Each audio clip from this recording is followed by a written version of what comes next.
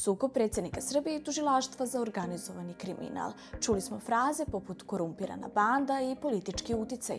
O čemu se radi i kako je sve počelo? Sve se vrti oko dva predmeta, poznata kao nadstrešnica i generalštab. Idemo iz početka.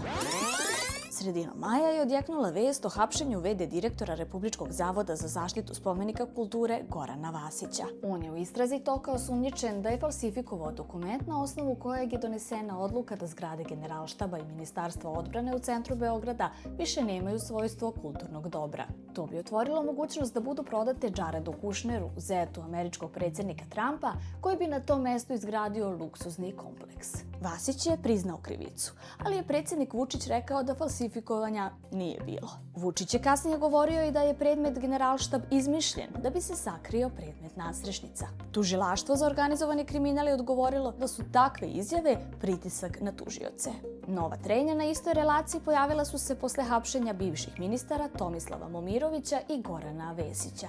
Oni se sumnjiče za korupciju prilikom rekonstrukcije železničke stanice u Novom Sadu. Predsjednik je i tada izneo mišljenje. Akciju hapšenja ocenio je kao kriminalno ponašanje tužilaštva, a ne borbu protiv kriminala. Narednih nedelja je pojedine tužioce nazivao kriminalcima i korumpiranom bandom. Iz tužilaštva je stigao odgovor. Optužili su predsjednika za prekoračenje i zloupotrebu ovlašćenja, kao i za pokušaj neprimjerenog i nedozvoljenog uticaja.